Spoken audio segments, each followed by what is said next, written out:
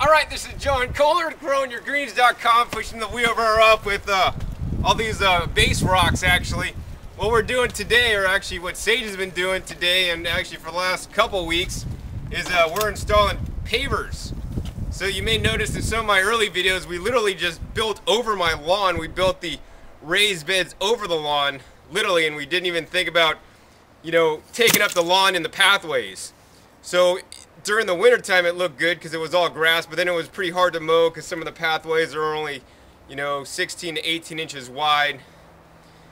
And then in the summertime it got even worse because then we just didn't water it anymore, so it turned into just like dust, and I mean it was kind of cool and rustic and all that, and that was fine. But then when it turned into winter again, it rained, and then it was just so muddy. It was just like walking through mud. So I got a really good deal at Home Depot on these pavers. They're real stones, not a lot of those kind of things you buy. It could be just concrete with some dye in it. These are real stones. They're really nice, and they have a backing on it, much like tiles. So you know, whether you have this kind of paver or other kind of pavers, the installation's all going to be fairly similar. What we've done is we've painstakingly dug up, or Sage has done, is painstakingly dug up all the grass. So I had sod installed about 10 years ago. We dug that all up. We have that in a big pile in the backyard, and we're going to compost that, and then we're going to have some really rich soil, because actually before I put that lawn in, I laid down, you know, I don't know how many yards, maybe 6 yards of compost underneath the lawn actually, instead of, you know, fertilizer is what they recommended at the time. So to put the pavers down, we basically dug up, you know, most of the roots of the lawn, and then Sage dug down, and then we basically put these base rocks here, and then sand down, and then we just on each step we tamper it down to make it hard and compacted, and then we lay these down. So we're going to show you the technique here. We're almost finishing up. We got, I don't know, 75–80% of the yard done already. Final steps is actually where my old sidewalk was, so we're going to clip to a video showing me actually or showing me filming Sage. We rented basically a concrete saw to tear up the concrete, because it's always better to reuse than to recycle or get rid of. You may have saw my other video where they actually have riprap to form the edges of the raised beds, so you could definitely use riprap for that. But we didn't want to generate a lot of riprap and then have it go to who knows where, or have it end up in your garden. We wanted to actually reuse on site the concrete. So I would have liked to actually been able to cut the concrete into big pieces and then just move them as large pieces, but they are just way too heavy, so we had to cut them into fourths, and we're going to use those as actually stepping stones on the other side of my house, where it does still get really muddy, where I kind of use that area for storage. So always better to reuse than you know, even recycle or, you know, get rid of. All right, so we're working on cutting out my original walkway up to my front door here, and the original plan was to basically cut these big chunks of concrete on each seam. So we've already done that, and we still noticed that the chunks of concrete were really heavy. So what we decided to do is we're going to cut them into fourths and take them out. I guess the other way to do this would be to actually just take a jackhammer and jackhammer these out, which probably would have been a lot easier, and take it out in chunks, but then you couldn't reuse. So I always want to try to look at the materials I have here and reuse whatever I have. So what we're going to do is we've been cutting these now into fourths, and now we're just going to use these basically in the back of the house in a muddy area, and basically have a nice walkway out.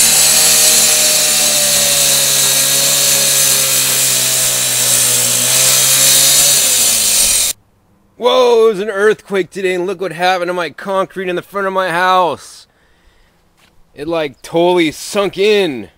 Oh my gosh. And look, it got all ripped up. Just kidding. So Sage was basically working today. We rented a concrete saw with 14-inch diamond blade. It was about $60 for 3 hours. And we basically cut up my sidewalk into squares, or, you know, cut up each block into fours so we could easily handle these smaller sections, as we were going to cut them into big sections, but they were pretty darn heavy. So basically we cut them up into squares, and we're going to remove them. We're going to use them in the backyard now for basically a walkway. Alright, so we had cut the concrete now, and now we're going to literally pry the concrete blocks up. So we're prying out the old sidewalk or walkway to my front door. It's been here since the 70s when the house was built.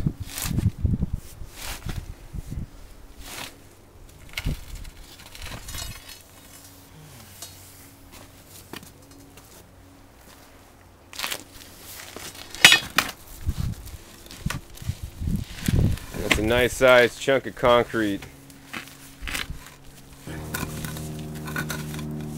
Alright, so then we work smarter, not harder here, and we're using a dolly. We've also used a little cart and a wheelbarrow to move these out of the way. Alright, so Sage basically has cleared out the area. We took out the extra grass that was over there, and now he's actually using the tamper. And we're tamping down the existing gravel and dirt that was already down there. You can see him tamping it down.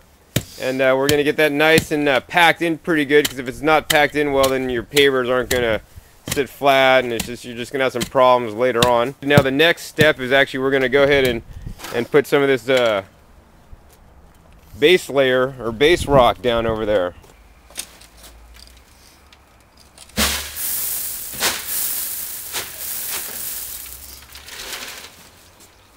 I'm going to spread the base rock out. Alright, so now we're tamping down the base rock layer with our handy Harbor Freight tamper. Have you had to reinforce that tool yet, Sage? Not yet. Alright, good.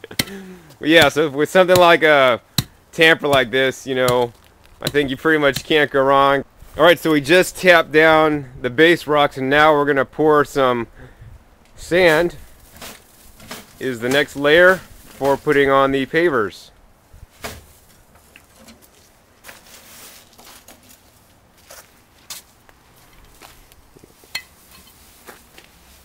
We're going to spread the sand out fairly evenly. And we have a cool, unique tool to do that. It's called Sage's Feet. Yeah, this is technical stuff here. Okay, now we're ready to tamp that down and get it all level.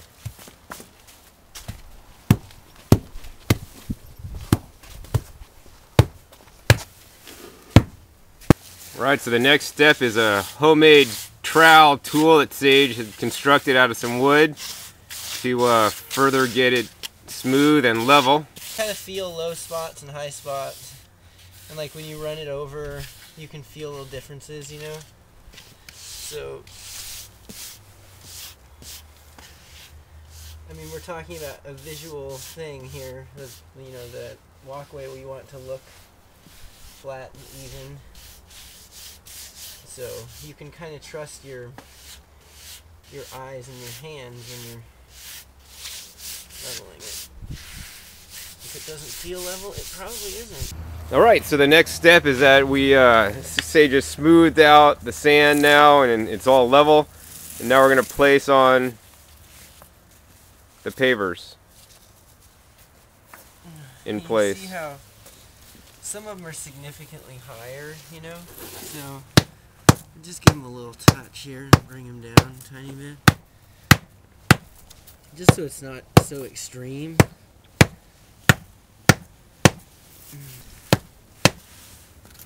Okay, so that's one. Alright, so we're laying some more pavers, or I almost call them like tiles, because they are like some kind of tiles.